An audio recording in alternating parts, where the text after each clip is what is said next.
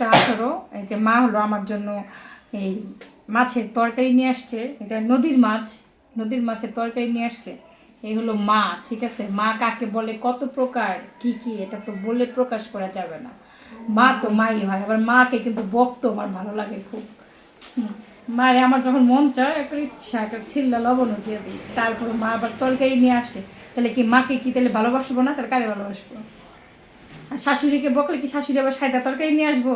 এই জন্য শাশুড়ির সাথে ভালোবাসাটা হয় না।